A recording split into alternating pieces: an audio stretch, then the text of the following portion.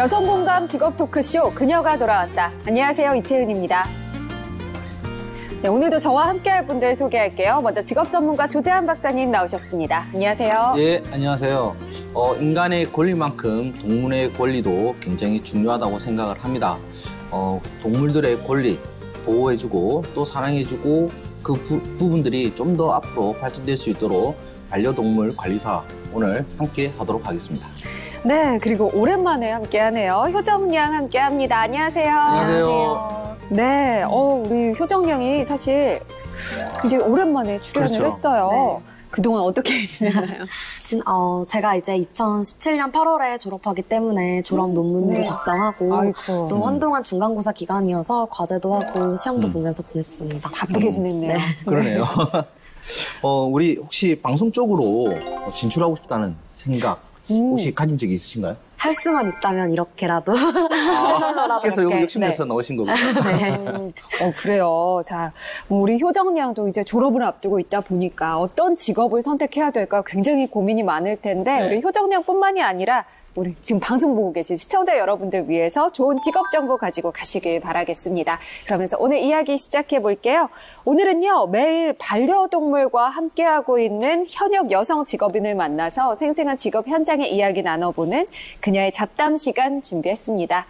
여성 공감 직업 토크쇼 그녀가 돌아왔다. 지금부터 시작합니다.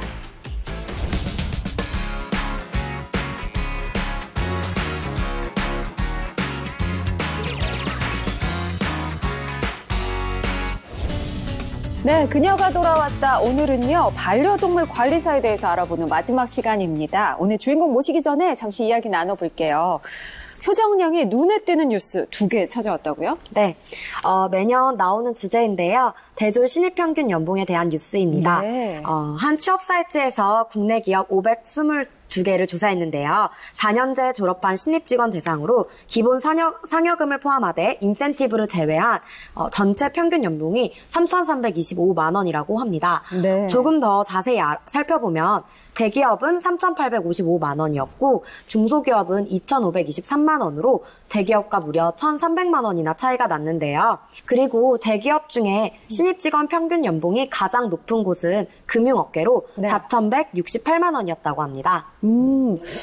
사실 이제 졸업 앞둔 친구들은요, 어느 회사에 취업을 할까도 중요하지만 연봉이 얼마나 되나 사실 굉장히 중요한데 또 감이 잘 안 오기도 하거든요. 그렇죠. 학생 때는. 그 이력서에 보면 희망 연봉 적으라고 하잖아요. 그렇죠. 희망이죠. 저는 어떻게 적어야 될지를 몰라서 굉장히 고민을 많이 했었거든요. 네. 혹시 우리 효정 양은 뭐 본인이나 아니면 주변 친구들 취업 초기, 그러니까 초봉이죠? 연봉. 희망 연봉이 어느 정도나 되나요? 사실 이과생하고는 조금 다른 것 같은데 문과생 친구들하고 얘기를 나눠봤을 때는 3천만 원? 그래요. 희망 연봉? 희망이죠. 네. 그죠. 이왕이면 좀 더 크게 부르시지. 아니, 지금 저는 조금 놀란 게 저희 때도 희망 연봉이 그 정도였거든요. 근데 네. 지금 10년이 훨씬 지났잖아요. 근데 여전히 희망 연봉은 비슷하네요. 네. 실제로 지금 보게 되면요, 연봉 자체가 시간이 지남에 따라 가지고 그렇게 뭐 크게 변동은 없을 것이고 또 앞으로 좀 더 작아질 수 있는 그런 그래요? 영향을 가져갈 것 같은데 일단 하고 싶은 일인데 만약에 효정 양 연봉이 적다. 하고 싶은 일인 곳인데 연봉이 조금 적다. 3천보다 작다. 그럼 어떻게 하실 것 같아요? 3천보다 조금 작으면 사실 상관없는데 많이 적으면. 많이 적으면 조금 고민을 많이 한 해요. 300 정도. 그 정도면은 괜찮은 거예요? 괜찮다고. 왜냐면 나중에 연차가 쌓이면 올라갈 가능성이 있다고 생각이 되면 그러면은 근무를 할 것 같습니다. 그래요? 그래요. 실제로 일을 해봐야 느끼죠. 그렇죠. 내가 잘못 생각했구나. 네. 근데 사실 연봉도 중요하지만 저는 그런 부분 참 중요하더라고요. 회사의 복지제도. 그렇죠. 연봉이 적어도 복지제도가 좋으면 굉장히 일할 맛이 날 것 같은데 입사 후에 이런 복지제도는 꼭 있었으면 좋겠다. 이런 게 있을까요? 일단 당연히 좀 여성으로서 출산 휴가 같은 게 제대로 벌써 보장되는 그런 곳도 네. 좀 중요하다고 생각하지만 자기 개발 비용이 있는 회사면 참 좋겠다는 맞아요. 생각을 많이 합니다. 어학이라든지 자격증이라든지 그쵸. 이런 부분을 보장해 줄 수 있는 회사를 좀 가고 싶다는 생각을 많이 해요. 그런 거 좋겠네요. 그렇죠.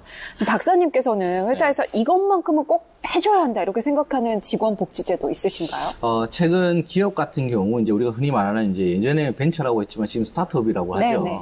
그러니까 기업 규모에 따라 가지고 복지 제도는 다양하게 구성이 되어져 있습니다. 그리고 요즘 이제 젊다 보니까 그 젊은이들의 복지 제도를 어떻게 맞춰야 되느냐라는 네. 게 좀 논란이 되기도 하는데요. 일단 제가 예전에 이제 노사위원회 이제 대표를 좀 지냈을 때 그때 제일 먼저 했던 게 정정당당한 휴가 제도를 좀 일단 제대로 쓰자. 네. 그러니까 휴가가 있음에도 불구하고 휴가를 다 사용하지 못하는 경우가 굉장히 많아요.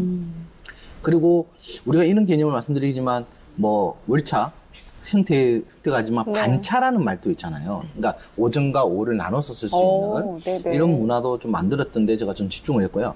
두 번째가 우리 이제 여성분들 또 남성분도 마찬가지지만 출산에 관련된 출산 그다음 육아 이에 대한 휴가 제도를 지키는 것을 의무화시키는 게 중요해요. 그러니까 제도가 네. 있는 게 아니라 의무화를 시키는 게 굉장히 중요하고요.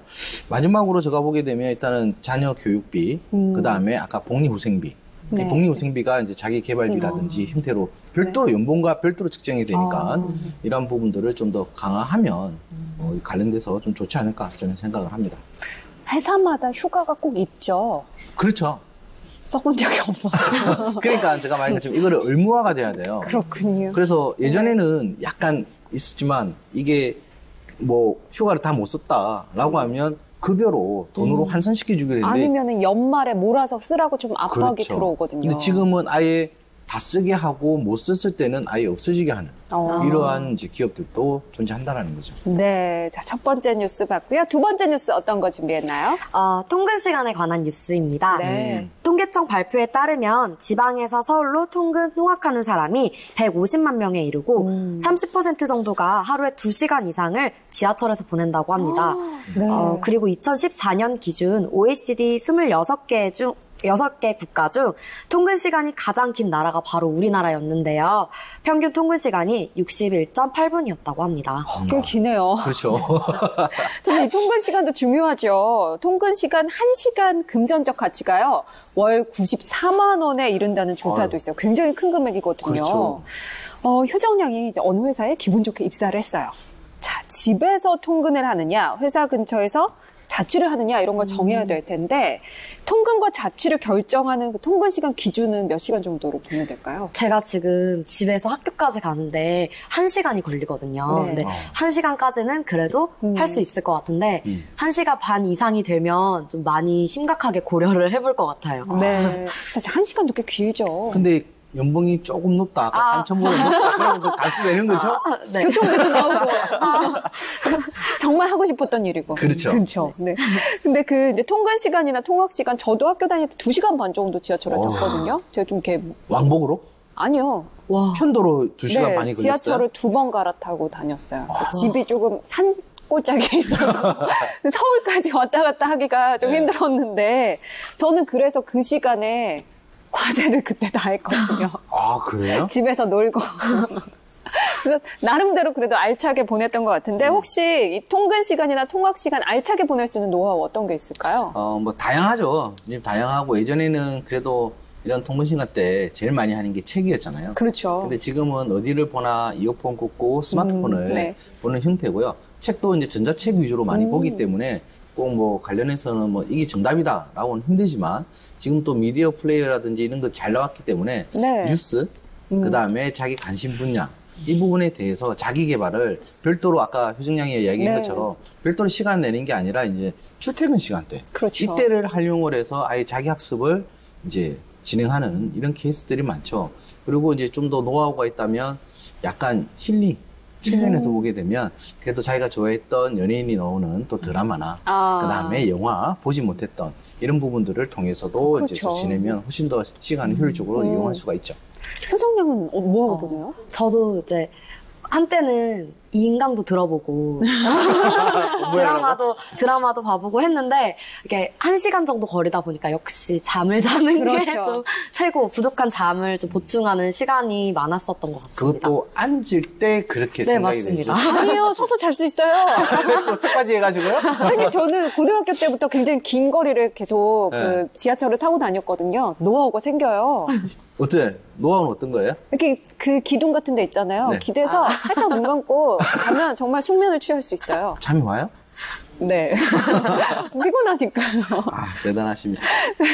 지금 우리 5월 달에요. 초에 굉장히 긴 연휴가 있었잖아요. 그렇죠. 사실 이제 좀 연휴를 보내고 일상에 돌아가려니까 적응이 잘 안 됐는데 사람 마음이 참 간사하다고요. 네. 회사 들어가기 전에는 그렇게 회사 다니고 싶은데 또 막상 회사 들어가니까 그렇게 쉬고 싶고 그렇죠. 그런 생각이 들더라고요. 휴가 기간을 만약에 내 마음대로 정할 수 있다. 그러면 언제 쓰고 싶어요? 막 7, 8월에 휴가 기간이 많이 몰리잖아요. 네. 여름 휴가 기간.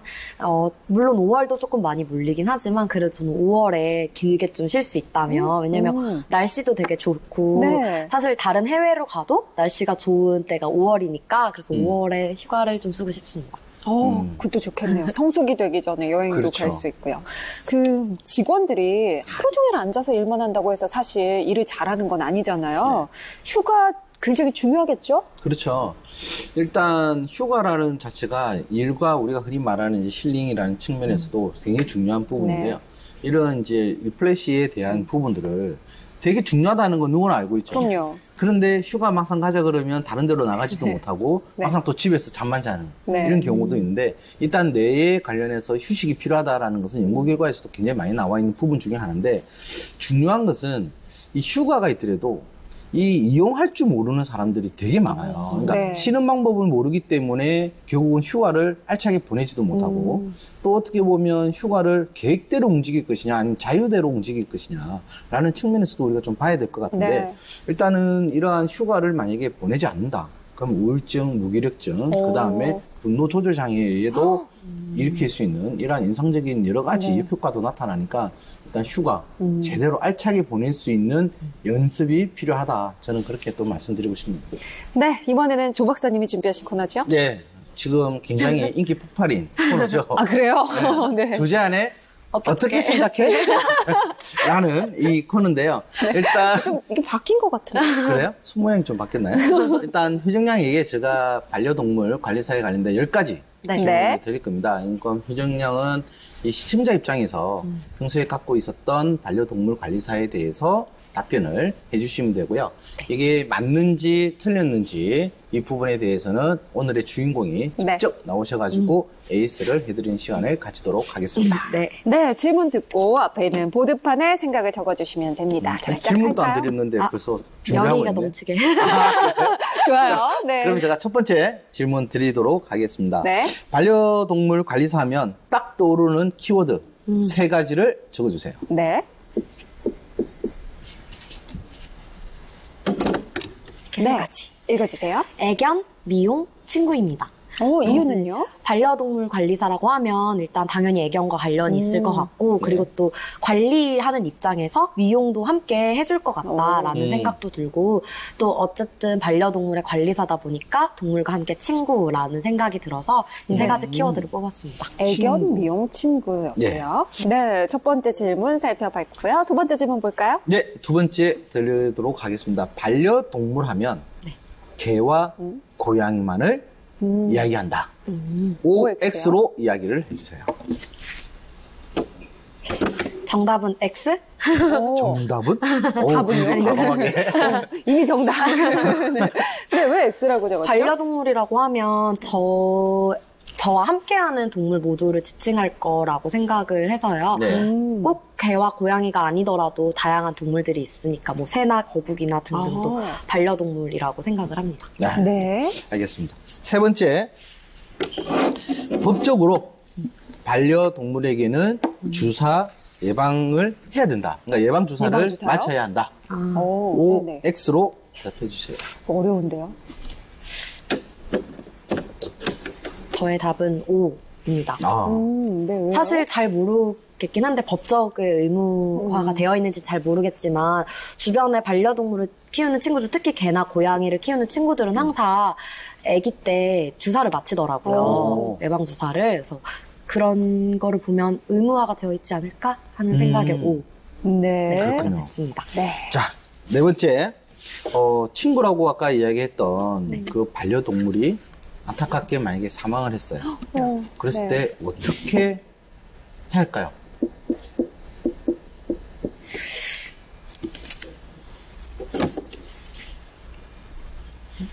네, 묻어준다?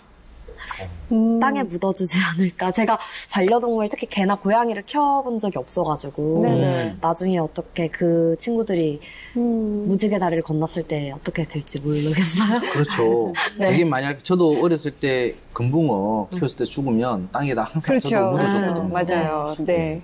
알겠습니다. 5번째, 개와 고양이의 평균 수명은 각각 몇 년씩 될까요? 고라고 하니까 조금. 네. 개는 15년, 고양이는 10년. 근데 고양이가 개보다 좀 수명이 적지 않나? 또 아닌가요? 이거 잘 모르겠어요. 그래요? 이 부분은. 이거는 나중에 네. 확인을 저도 되게 해보죠. 궁금한 네. 뉴스 네. 중에 하나인 것 같아요. 자, 6번째, 우리가 좀 이러면 안 되지만 버려진 반려동물은 다시 분양이 된다, 안 된다, OX로 적어주세요.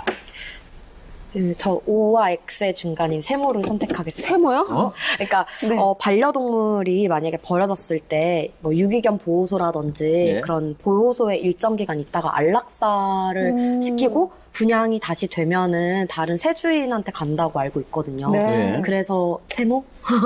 네. 분양이 되는 경우도 있고 안 안 될 되는 수도 경우도 있다. 있다. 네, 네. 공부를 많이 하고 오신 거 아니에요? 아니에요. 다음 질문 자, 가볼까요? 7번째, 반려동물도 양치질이 필요하다. 오, 필요하다 싶으면 O 아니면 X. 네. 필요하다. 오. 필요하다. 그 고양이 키우는 친구 중에 손에 약간 손가락에 고무 같은 거를 끼고 이렇게 양치질을 시켜준 걸 본 적이 있거든요. 아, 그래요? 네. 그래요. 그래서 필요하다. 오. 이거 저도 굉장히 좀 궁금한 내용 중에 하나인데. 고양이 나중에 세수는 이렇게 눈곱만 떼지 않나요? 그거는 한번 알아보도록 하죠. 네. 자, 8번째. 개가 먹는 간식을 고양이도 먹을 수 있다. 없다. X? 이유는요? 왠지 고양이와 개가 먹을 수 있는 음식의 종류가 다를 것 같다고 생각이 들어서 네. 간식도 좀 다르지 않을까. 네. 네. 그렇군요. 네. 알겠습니다. 9번째. 지금 효정양. 네. 본인이 혹시 아까 개와 고양이를 안 키우고 있다 했는데 혹시 키우는 반려동물이 있다면 키웠던 동물이나 뭐 그렇죠. 키우고 있는 동물이나. 네네. 이렇게 많이 키우는 거가요? 동물이 있었어요. 제가 태어날 네. 때부터 거북이가 있었고 좀 작은 거북이였는데 2마리를 집에서 키웠었고 그리고 나중에 엄마가 방생했었거든요. 거북이는. 거북이를? 네. 그리고 네. 햄스터는 제가 초등학교 때 언니랑 저랑 졸라가지고 막 샀던 기억이 있습니다. 그럼 거북이가 혹시 이만한 거를 아니요. 그렇게 그렇진 크지 않았고. 사실 거북이 말고 다른 종이긴 할 텐데 한 이만했던 것 같아요. 네, 이렇게. 네네. 자, 드디어 마지막 질문입니다. 좋은 반려동물 관리사가 되기 위해 필요한 역량은 무엇이라고 생각하시나요? 진짜 너무 당연할 것 같은데 제가 처음 질문에 친구라고 답변했던 것처럼 네. 그 반려동물에 대한 애정이 없으면 이런 직업을 하기도 힘들 것 같거든요. 그렇죠. 그래서 애정이 가장 중요한 요소가 아닐까 생각합니다. 네. 네. 자, 지금까지 반려동물과 반려동물 관리사에 대해서 효정양의 생각 들어봤는데요. 과연 효정양의 생각이 얼마나 현장의 상황과 맞을지 잠시 후에 오늘의 주인공과 함께 알아보겠습니다. 자, 그녀의 잡담 오늘의 주인공 화면으로 먼저 만나보시죠. 제작진이 오늘의 주인공을 만나기 위해 찾아간 곳은 경기도 성남시에 위치한 반려동물 수제간식 전문점. 이곳에서 가게 정리에 바쁜 그녀의 잡담, 주인공을 만날 수 있었습니다. 그녀는 다양한 반려동물 수제 간식을 만드는 업무를 진행하고 있었는데요. 어떻게 이 일을 시작하게 된 것일까요? 제가 집에서 직접 이제 많은 정보를 얻어서 저희 아이가 많이 아팠거든요. 그래서 제가 직접 만들어서 자연식이랑 이제 수제 간식을 제가 직접 만들어 먹었어요. 그 다음부터 이제 우리 아이가 변화되는 모습을 보고 이렇게 좋은 음식을 우리 아이뿐만 아니라 다른 아이에게도 선사해주고 싶다는 마음에 제가 이 일을 시작하게 됐어요. 다른 사람과 동물을 대상으로 일을 시작하기 위해 그녀는 정식으로 반려동물에 대한 지식을 쌓으며 반려동물 관리사 자격증을 취득했는데요. 여기에 먹는 것과 관련된 분야의 등록까지 마치며 자신만의 가게를 열었습니다. 본격적으로 수제 간식을 만들기 위해 준비에 들어간 오늘의 주인공. 무엇보다 위생이 중요하기 때문에 복장부터 철저히 점검합니다. 이거는 지금 식초로 소독하는 과정인데요. 제조 과정이나 이 닭 분리하는 과정에서 멸균, 소독, 그리고 그렇게 생기는 불순물 같은 거를 제거하는 과정이에요. 소독하는 과정이 끝나면 다양한 재료들을 손질하기 시작하는데요. 반려동물들 중에서 개를 대상으로 하는 수제 간식을 만드는 과정이라고 합니다.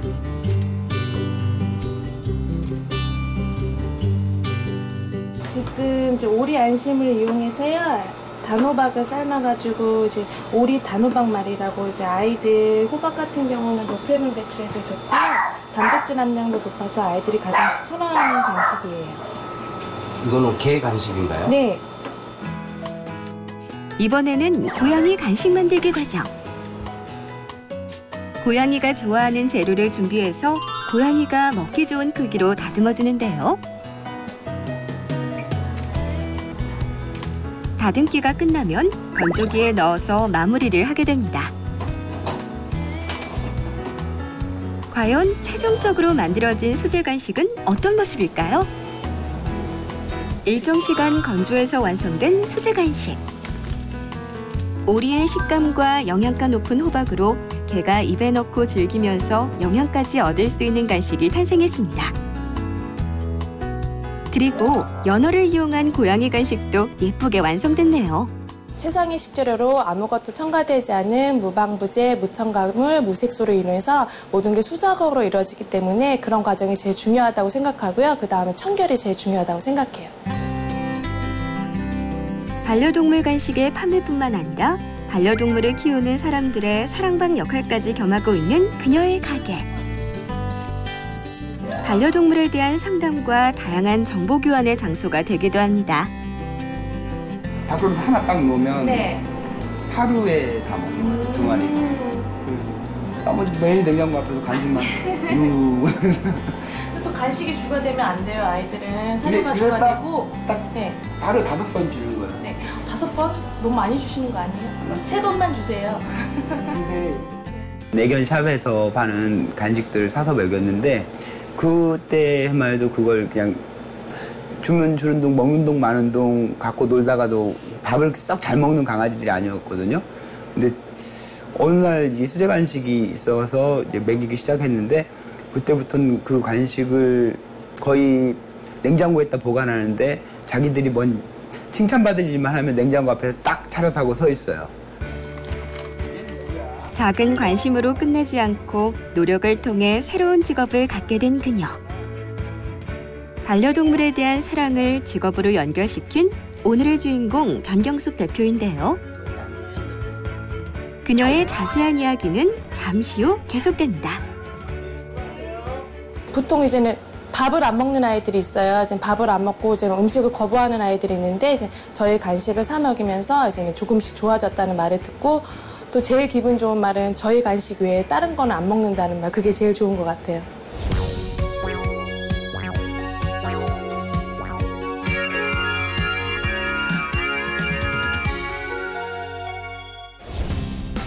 네, 그녀의 잡담 오늘의 주인공입니다. 변경숙 대표님 함께합니다. 안녕하세요. 예, 안녕하세요. 네, 자 우리 시청자분들께 인사 좀 부탁드릴게요. 안녕하세요. 반려동물을 사랑하는 반려동물 관리사 변경숙입니다. 네, 반갑습니다. 자, 반려동물 관리사 생생한 현장 이야기 잠시 후에 들어볼 거고요. 예. 우리 앞서서 효정양이 답했던 내용 과연 얼마나 맞았을지 AS 시간 가져보겠습니다. 자, 앞서서 효정양의 반려동물 관리사에 대해서 어떤 게 어떻게 생각하고 있는지 저희가 좀 알아봤어요. 먼저 첫 번째, 반려동물 관리사 하면 딱 떠오르는 연상 키워드 3가지. 우리 효정양 어떻게 답했었죠? 애견, 미용, 친구 이렇게 3가지였는데요. 네, 대표님 어떤가요? 저도 맞다고 생각합니다. 네. 반려동물하면 제일 먼저 떠오르는 게 아무래도 애견이고요. 네. 애견들이 또 많이 하는 게 미용, 그리고 저의 제일 친한 친구가 아마 반려동물이 아닐까 생각이 들어서 맞는 답이라고 생각돼요.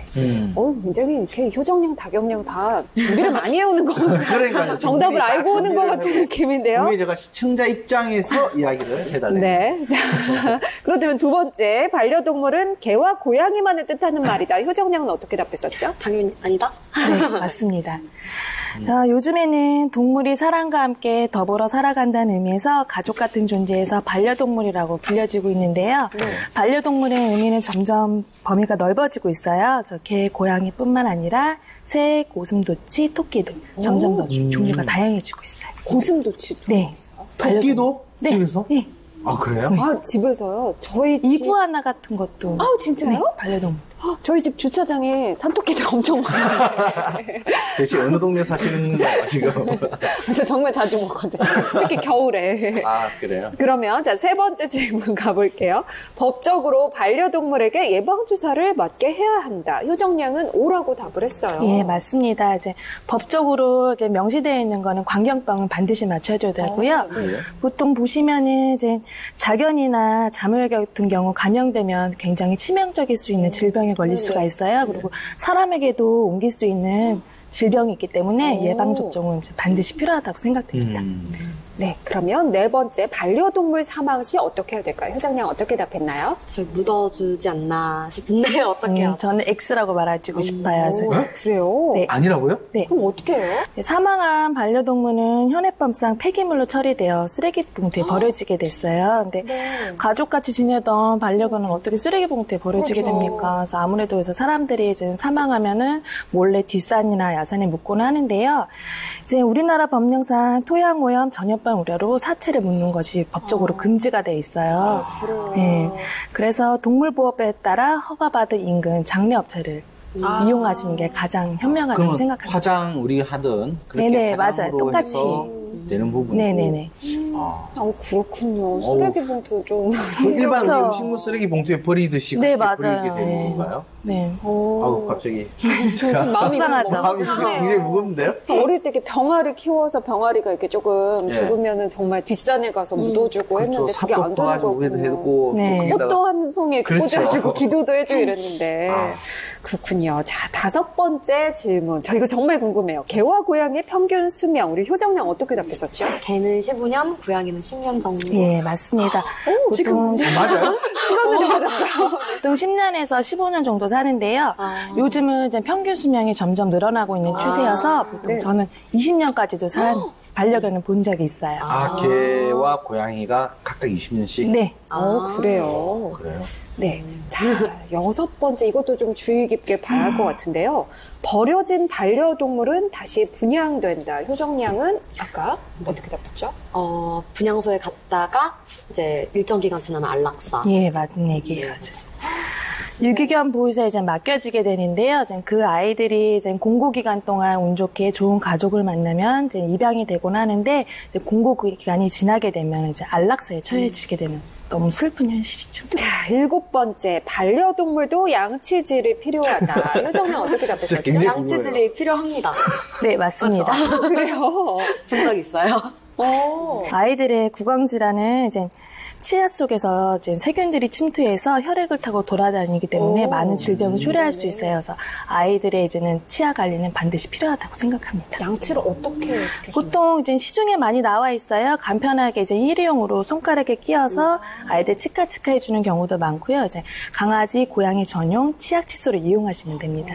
효정양이 아까 봤던 게 맞네요. 네, 맞아요. 그 주기는 간단하게 해주면 한 얼마 정도? 보통 저는 이제 일주일에서 한두 번 정도 해주세요. 여덟 번째, 개가 먹는 간식을 고양이도 먹을 수 있다. 효정양 어떻게 답했나요? 다르지 않을까요? 다 X. 저는 이건 세모라고 말해주고 싶어요. 강아지와 고양이는 필수 아미노산을 포함한 서로 필요로 하는 영양소가 틀리기 때문에 사료 같은 경우에는 반드시 구분해서 급여를 하셔야 하고요. 간식 같은 경우는 크게 구분하지 않고 주셔도 무관합니다. 그렇군요. 사료는 아예 별도로? 네. 영양소가 틀리기 때문에 사료는 반드시 구분해서 급여하셔야 돼요. 자, 아홉 번째 질문이 우리 효정양이 키웠던 반려동물은 어떤 거였죠? 전 거북이와 그리고 햄스터 이렇게 키워본 적이 그렇다면 대표님 혹시 지금 반려동물 키우고 있으신가요? 저는 이제 말티즈 2마리 이제 엄마와 딸 키우고 있습니다. 아, 엄마와 딸이요? 네. 오, 그래요. 네. 자, 마지막 질문이 좋은 반려동물 관리사가 되기 위해 가장 필요한 역량, 효정양 어떤 걸 답했나요? 애정이 제일 네, 저도 그게 제일 중요하다고 생각합니다. 사랑이라고 저도 생각해요. 네. 이렇게 해서 오늘도 효정양이 굉장히 많이 맞췄네요. 거의 다 맞춘 것 같은데요? 나중에 직업적으로도 생각해봐도 되겠는데요. 자, 이제 본격적으로 변경숙 대표님과 이야기 나눠볼 텐데요. 자, 그렇다면 사실 저희가 이제 뭐 반려동물과 관련된 여러 가지 직업에 대해서 많이 접해보고 알고는 있지만 반려동물 관리사에 대해서는 아직은 좀 생소한 점이 있는 것 같아요. 구체적으로 어떤 업무를 하시는 건가요? 반려동물 관리사의 업무는 아주 다양한데요. 교육 훈련 분야, 서비스 분야, 식품용품 제조 분야가 제일 대표적인 예이고요. 네. 저는 그중에서 반려동물 수제 간식 제조업에서 펫푸드 매니저로 일하고 있습니다. 그럼 반려동물 수제 간식 대상이나 혹은 재료 같은 건 어떻게 되나요? 기본적으로 이제 강아지, 고양이들이 제일 많고요. 저희 이제 제품들은 이제는 최상의 식재료와 무방부제, 무첨가물, 무색소로 모든 게 다 수작업으로 이루어지는 바른 먹거리라고 생각하시면 돼요. 직접 만드시는 건가요? 네. 그럼 혹시 가격대가 어떻게 되죠? 그래서 저도 처음에 이거를 창업했을 때 제일 중요하게 생각했던 부분이 눈높이 가격 정책이었어요. 제가 소비자 입장에서 과연 부담 없이 살 수 있는 가격인가 하고 먼저 생각하게 됐거든요. 그래서 저희 간식은 종류마다 틀리긴 하는데 보통 제가 5,000원에서 7,000원 정도 선입니다. 수제 간식인 걸 감안했을 때 그렇게 비싸거나 이러지는 네, 않네요. 왜냐면 저희는 유통 마진을 뺐기 때문에 소비자에게 바로 공급해 줄 수 있기 때문에 가격이 그렇게 정해져 있습니다. 그거 수요 계산도 굉장히 잘 하셔야겠네요. 네. 그러면 지금 이제 보면 고객들이 그래도 아까 개와 고양이가 좀 많다 그랬잖아요. 네. 가장 많이 찾는 수제 간식 네. 어떤 것들이 있을까요? 보통 저희 제품 제일 베스트 메뉴이긴 한데요. 닭가슴살 제 말린 저키류예요. 흔히 생각하시는 이제 육포 종류 하나이죠. 네네. 그게 제일 베스트 간식이죠. 그러면 그거는 솔직히 사람도 먹을 수 있는 네. 거 아니에요? 가끔 저 맥주 마실 때 아이 간식 줄 때. 정말요? 네. 그래요. 굉장히 고소해요. 아, 수제니까. 네. 추가로 제가 또 여쭤보고 싶은 게, 아까 뭐 닭가슴살이나 수제로 간식을 만드시잖아요. 네. 그럼 주로 구매하시는 분들, 어떤 분들이 주로 수제 간식을 이용하시나요? 아무래도 이제 여성 고객분들이 제일 많으세요. 이제 30대에서 40대 초반에 이제는 여성분들이 제일 많이 오시고요. 그렇지만 저희 매장에 오시는 분들은 이제 초등학생부터 노인분들까지 아주 다양합니다. 네. 예를 들면 이제 어느 한 초등학생이 저희 매장에 왔어요. 그래서 이제 주머니에서 꼬깃꼬깃 주머니를 꺼내면서 6,000원짜리를 고르더라고요. 근데 이제 1,000원이 모자르잖아요. 그러면서 되게 민망하게 울상을 지으면서 없다는 식으로 얘기를 하더라고요. 근데 저도 어렸을 때 제 용돈 모아서 우리 초롱이 간식 사줬던 게 생각나서 그냥 반값에 그 아이에게 반값에? 네. 아유, 그렇군요. 조 박사님은 네. 고양이 네. 어떤 간식 주세요? 저는 딱 한 가지 주고 있습니다. 수제로 주지는 않고요. 이 고양이가 전용으로 먹는 참치가 있더라고요. 그 참치를 열어보면 안에 이 멸치가 좀 있어요. 조그만한 것들이. 저도 처음 봤는데, 이걸 열어서 냄새 맡아보면 일반 먹는 참치랑 거의 냄새가 똑같아요. 그래서 그거를 그릇에다가 주면요. 정말, 정말 좋아요. 그래요? 네, 그래서 제가 약간 이렇게 왔다 갔다 하면서 한 5분 정도 막 놀렸다가 주기도 하는데, 네, 저는 참치를 주로 줍니다. 효정양은 뭐 예전에 키웠을 때 예전에 어렸을 때 기억에 거북이한테 상추 같은 거 줬던 기억이 있어요. 상추를 먹어요, 거북이가? 네. 그 상추 같은 거. 네, 줘도 돼요. 잡식성이라서. 네. 그래서 상추를 넣어주면 어느새 순식간에 다 사라져 있어요. 아, 그래 많이 먹어요? 네. 그렇군요. 네. 혹시 펫푸드 매니저? 이거 이전에는 다른 직업을 혹시 가지고 계셨나요? 저는 이제 펫푸드 매니저에는 이제 네일 아티스트로 한 2년 정도 일을 했었습니다. 네일 아티스트를 하다가 다른 직업으로 네네. 바꾸신 거군요. 그럼 펫푸드 매니저가 네.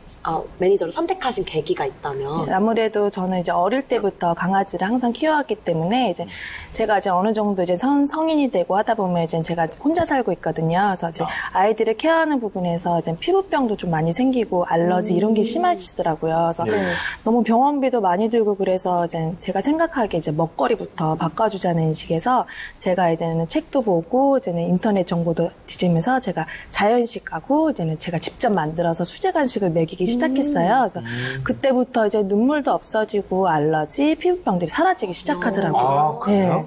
그래서 저도 이렇게 생각했죠.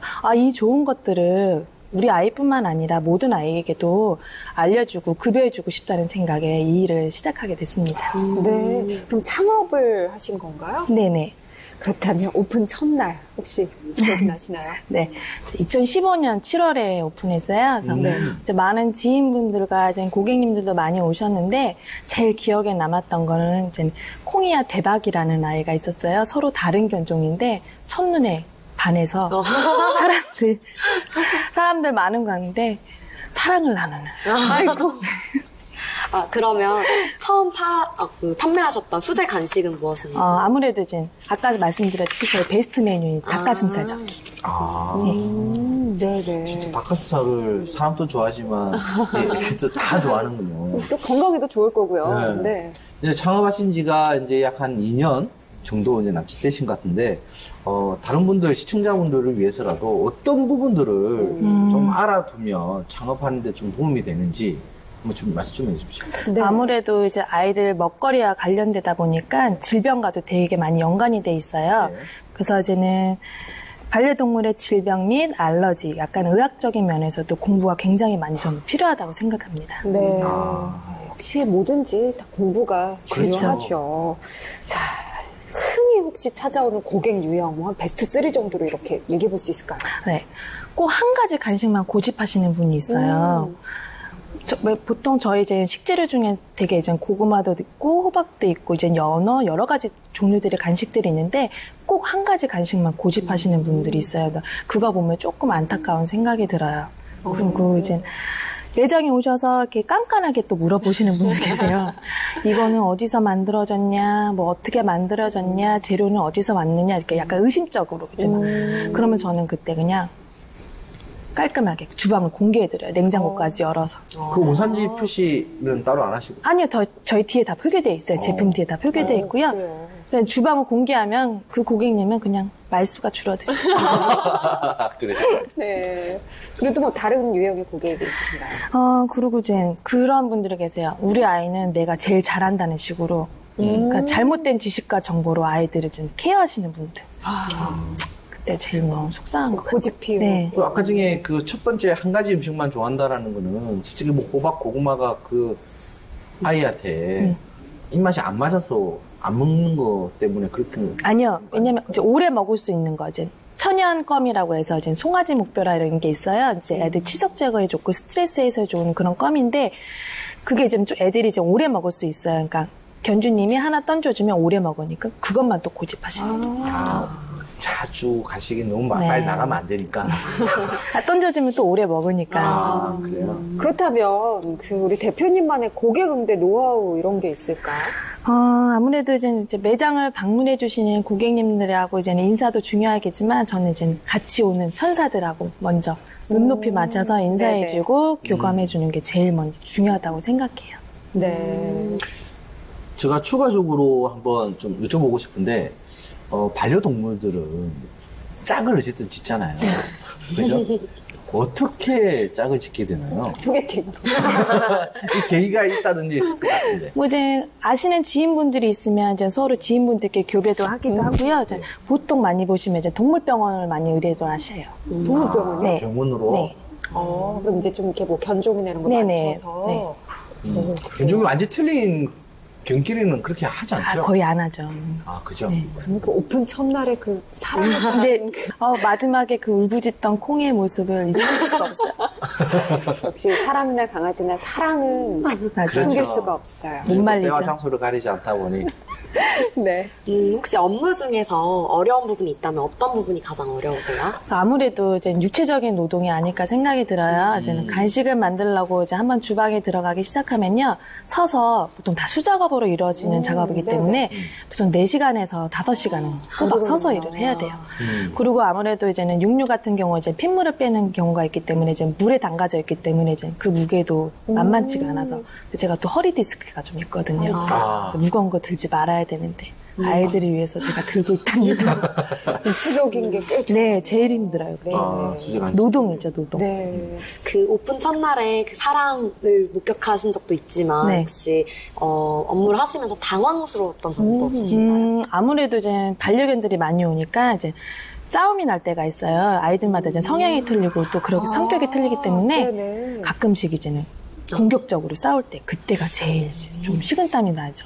다치니까 애들이. 싸우면 어떻게 말려야 하나요? 예, 말리죠. 근데 이제는 조금 이제 중대형 견 애들은 조금 여자라서도 좀 힘이 들 때고. 그렇죠.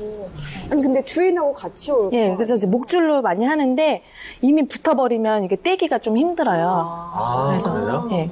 보통 큰 사고로 이어지진 않지만은 네네. 그때가 좀 이제 여자라서 조금 당황스럽죠. 그렇죠. 잘 짓하다가는 또 그 반려견들끼리 상처가 나고 네, 그럴 수도 맞아요. 있어서 그건 정말 당황스러울 것 같아요. 자, 그렇다면 우리 초보 반려동물 관리사들은 어떤 점을 주로 힘들어하나요? 아무래도 아이들이 이제 성격과 성향이 모두 다르기 때문에 이제 하나하나 이해하고 눈높이 맞춰서 케어해야 되는 부분이 있기 때문에 그게 아마 가장 힘들지 않을까 생각이 들어요. 그 사람도 성격과 성향이 다 다르잖아요. 반려견들도 그런 성격 유형이 있나요? 네. 너무 달라요. 저희도 지금 엄마와 딸을 키우고 있잖아요. 네. 엄마는 너무 이제 약간 내성적이에요. 근데 이제 저희 딸 같은 경우는 애가 제가 보기엔 자존감이 너무 높은 것 같아요. 엄마가 예뻐했군요. 네, 좀 그랬던 것 같아요. 그래서 걔는 의사 표현을 다 해요. 그러니까 물이 있으면 걔는 또 시원한 물 아니면 안 먹더라고요. 아, 그래요? 네, 물을 이렇게 놓잖아요. 그럼 네. 짖어요, 나한테 와서. 앙앙하고 시원한 물 달라고. 시험을 주면 정말 네, 진짜 먹어요. 잘 먹어요? 그러니까 저는 딱 알아요. 걔가 짖을 때. 그 톤은 그냥 느껴지나 봐요. 이제 엄마니까. 물 달라고, 물 주면 먹고. 시원한 물. 엄마와 딸인데도 성격이 네, 너무 달라요. 다르네요. 자, 정말 이 반려동물이 지금 말씀하신 것처럼 성격이 다르고 유형이 다르다 보니까 주인하고의 궁합도 있을 것 같은데, 자, 혹시 이제 반려동물 키우면서 좀 인내심을 발휘했던 그런 순간도 있으실까요? 제가 제일 힘들었던 게 뭐냐면, 고양이는 분명히 그렇지 않는다고 저는 알고 있었거든요. 네. 근데 제가 이제 사무실에 있다 보면 갑자기 뭐가 뒤에서 퉁퉁 쳐요. 깜짝 놀라요. 보면 서가지고 저 이렇게 팔로 치고 있더라고요. 그리고 이거를 누워요. 네. 그리고 벌어 누우는데 이거를 배를 이제 계속 만지주는데 그르릉 하는데 이 부분이 정말 계속 해달라고 하니까 제가 이게 너무 싫은 거예요. 너무 힘들어요, 그게. 그래가지고 키우고 때문에 문을 닫는. 근데 보통 고양이들이 배 만지는 거 별로 안 좋아하는데 아무래도 박사님을 되게 좋아하는 거. 아니요, 그냥 다 누워서 배 만지주고 목 만지주면 막 좋아가지고 그르릉 거리더라고요. 그래서 어쨌든 그게 조금 힘듭니다.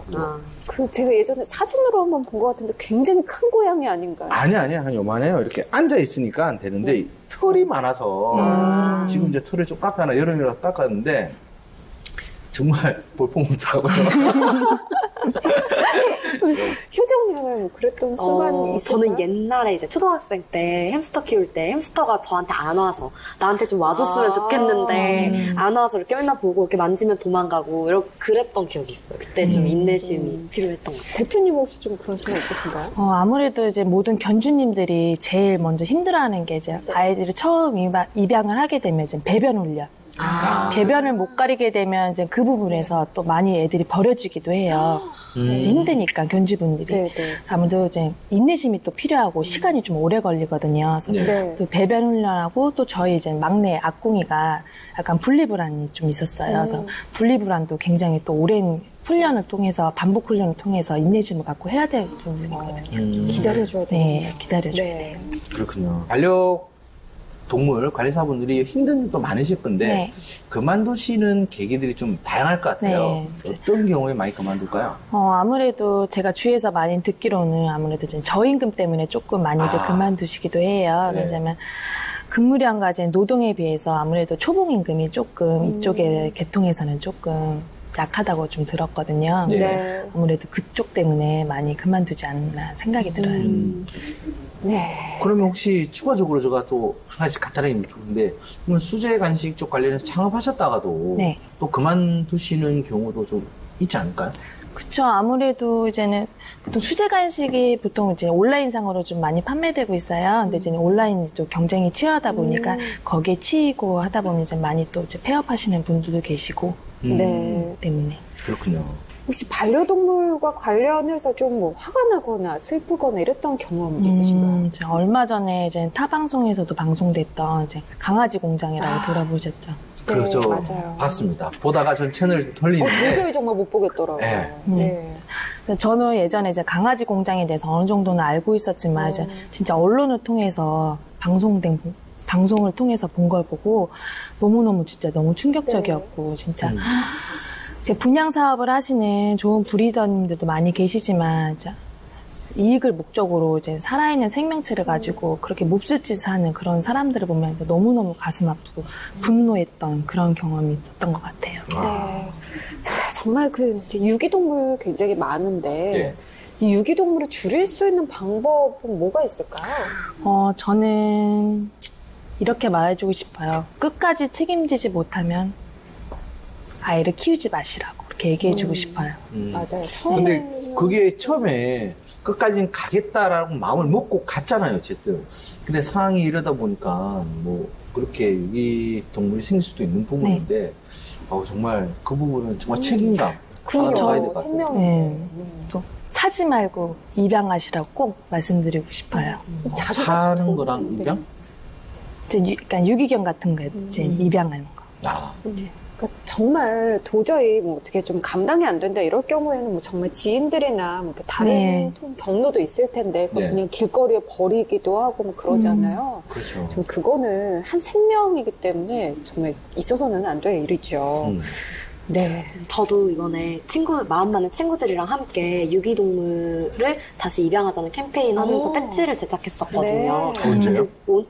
오늘 나왔어요. 그래서 그래요? 간단하게 인스타그램 이런 걸로 홍보 판매를 할 예정이었거든요. 그 이제 수익금은 반려동물 그 유기견 보호소에 기부를 하기로 했거든요. 이런 것도 좀 방법이 되지 않을까라는 생각이 들었어요. 굉장히 깊은 일을 하고 있네요. 네. 그래서 이런 것처럼 슬픈 일도 있으셨겠지만 또 보람찬 일도 있으실 것 같은데 어떤 일이 있으신지. 제일 보람될 때는 아무래도 이제 고객님들이 저희 간식을 이제 급여하시고 아이들이 이제 피부병이 좋아졌다, 뭐 눈물이 없어졌다 이런 얘기 들을 때가 제일 보람되고요. 또 이제 고객님들한테는 죄송한 얘기지만 저희 간식을 먹고 이제 다른 간식을 안 먹는다는 말, 그게 제일 최고가 아닐까 생각이 들어요. 그럼 그 중에서도 가장 기억에 남는 고객님이 있다면 어떤 고객님이요? 어느 여성 고객님이셨어요. 이제 유기견을 갖다가 이제 입양해서 이제 케어하시는 분인데 그 아이가 구석에서 나오지도 않고 밥도 안 먹고 그리고 입질이라고 하죠. 이제 공격적인 행동, 무는 행동이에요, 사람은. 그러면서 이제 일단 애기가 밥을 안 먹으니까 저희 매장에 오셔서 간식을 구매하셨는데 다행히 이제는 간식은 조금씩 먹기 시작하셨다고 하더라고요. 근데 이제는 자기 울면서 얘기해요. 너무너무 속상하다고. 자기는 이렇게 온 사랑과 정성으로 돌봐주고 케어하는데 자기를 물 때마다 너무너무 속상하다면서 팔을 이렇게 걷어서 보여주시는데 다 문 자국이에요. 그래서 우시더라고요. 그래서 저도 같이 눈물이 나는 거예요. 그래서 제가 그랬어요. 유기견이기 때문에 이 아이가 전에 어떤 환경에서 자라는지는 아무도 모른다. 그렇지만 제 개인적으로 봤을 때는 아무래도 학대받았거나 인간에게 상처받았던 아이지 않을까. 그래서 제가 그랬어요. 그 견주님한테 이 아이가 상처받았던 시간만큼 아무래도 시간이 필요할 것 같다고. 그리고 견주님이 그만큼 아이한테 사랑을 주고 애정을 쏟으면 언젠가는 아이는 알아줄 거라고. 포기하지 말라고. 그래서 1시간 동안 울면서 얘기했던 게 제일 생각나요. 고객도 기억에 남겠지만 혹시 기억에 남는 반려동물도 있어요? 아무래도 제가 키웠던 반려동물이 아닐까 생각이 들어요. 이제 제가 어릴 때부터 항상 반려동물과 함께 했다고 했잖아요. 근데 이제 제가 초등학교 3학년 때 이제 말티즈 초롱이라는 아이가 있었어요. 근데 이제 제가 너무 좋아했고 사랑인데 첫 아이였어요, 그 아이가. 근데 배변 똥오줌을 못 가린다는 이유로 이제 엄마가 저 학교 갔다 온 사이에 저희 엄마 교회를 또 다니시거든요. 시사님에게 보내버린. 아이고. 그래서 그때 근데 그 상처를 아직도 저는 잊지를 못하겠더라고요. 엄마가 나 몰래 나에게 아무런 상의도 없이 그 아이를 다른 집으로 보냈다는 거는 아직도 솔직히 너무 큰 상처로 좀 남아있는 것 같아요. 그럼 가서 직접 다시 찾아오시면 그때는 이제 어려갖고 이제 제 의사 그런 결정권이 없는 나이잖아요. 초등학생이니까. 네네. 그렇구나. 네. 그러면 지금 이제 우리가 보면 반려동물 창업해서 진행을 한다. 이런 점이 좋다. 창업하면 이런 점 참 좋다. 네. 어떤 것들이 있을까요? 진짜 제일 좋은 건요, 아이들하고 24시간 함께 할 수 있다는 거예요. 네. 그래요? 요즘은 이제 1인 가구 딩크족들이 늘어나면서 애들을 많이 반려견을 입양하는 경우가 많아요. 근데 그만큼 이제 현대사회가 바쁘다 보니까 이제 아이들이 혼자 있게 집에 혼자 남게 되는 시간들이 점점 길어지거든요. 근데 그렇게 아이들이 혼자 집에 남게 되면 그 시간들을 제일 힘들어하는 게 강아지들이에요. 그래서 그런 면에서는 저는 이제 아이들과 24시간 함께 출퇴근할 수 있다는 거. 그리고 제가 이제는 서울에 이거는 정말 실제로 존재하는 카페, 애견 카페인데 그 상호가 혼자 두면 장판 뜯어 차린 개카페. 정말로 실제로 존재하는 거예요. 그래요? 네. 그래서 저도 이거를 딱 보고 너무 웃었어요. 그리고 그 견주님의 마음을 너무너무 이해하게 되더라고요. 되게 웃기지 않아요? 그렇죠. 장판만 뜯는 게 아니라 제가 어떤 아시는 질문 보니까 명품 가방이에요. 아이고, 세상에. 근데 그거를 뭐 아들이라고 처음에 하길래 저는 깜짝 놀랐어요. 아드님이 이거를 왜 물어보냐고 이랬는데 그 아들이 이제 그 자기가 사랑하는 이 개인데 계속 물어 뜯는 거예요. 그거를 그래가지고 명품 가방이 이게 팍 차곡이나 뜯어지었는데 그걸 또 들고 다니더라고요. 자랑스럽게. 아, 그런 경우가. 네, 지금까지 변경숙 반려동물 관리사와 함께 직업 현장의 다양한 이야기 들어봤는데요. 효정양, 혹시 오늘 이야기 중에 가장 인상 깊었던 부분 어떤 건가요? 저는 직접 만드신 수제 간식이 이거 먹고 나서 피부병도 없어지고 그 동물들한테 되게 좋은 영향을 미쳤다는 걸 듣고 친구들한테 좀 소개를 해주고 싶다. 제 주변에 집사가 많거든요. 저만 고양이가 없고 다 고양이가 있더라고요. 그래서 좀 소개를 시켜주고 싶은 마음이 들었습니다. 네, 우리 대표님 앞으로 반려동물 관리사 어떤 방향으로 발전하면 좋을까요? 우리나라도 다른 선진국들처럼 이제는 동물보호법이 강화되었으면 좋겠고요. 버려지는 아이들, 유기견, 유기모들이 없는 나라. 그리고 또 양심적이고 이제 정말로 아이들을 사랑하시는 분들이 이쪽 사업에 많이 계셨으면 좋겠습니다. 네. 자, 3일 동안 반려동물 관리사에 대해서 알아봤어요. 박사님 총평해 주시죠.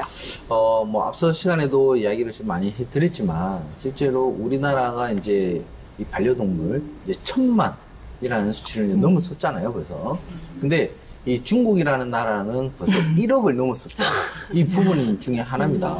그러니까 실제로 이런 반려동물 관련해가지고는 유럽 쪽에서 그래도 한 200년 이상 지키면서 동물법, 학대법, 이런 여러 가지 법적 규제를 통해서 보호되고 같이 이 지내는 문화가 정착이 됐던 건데, 우리나라나 실제로 우리나라는 그나마 좀 많이 좋아지고 있는 상태고요. 이 해외 같은 경우는 이렇게 갑자기 수요가 폭발적으로 늘어났을 때 그에 대해서 정책이 마련되지 않으면 힘들죠. 그러니까 결국은 정책은 나중에 만들어지겠지만 그러면 그 기간 동안 누가 해줘야 되느냐? 바로 반려동물 관리사라는 이 전문 직업을 가진 분들이 이 시장을 확고하게 보호해주고 권익을 지켜주면서 뭐 하나의 판을 만들어 가야 된다라고 저는 그렇게 생각을 합니다.